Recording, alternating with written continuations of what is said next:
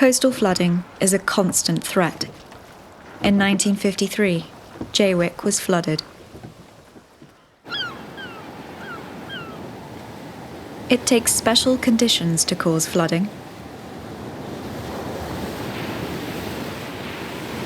High pressure out at sea, storms, strong winds blowing towards the shore, and a high tide.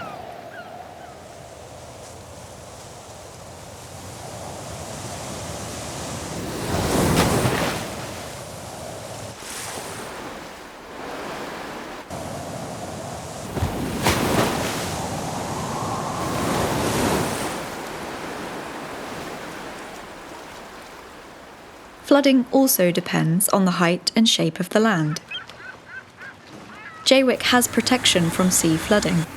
The seawall is the main defence. The beaches protect the seawall, and the breakwaters protect the beaches.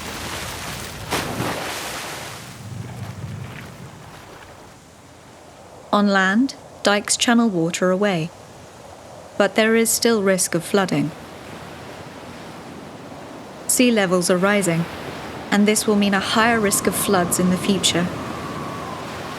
Defences will need to be strengthened.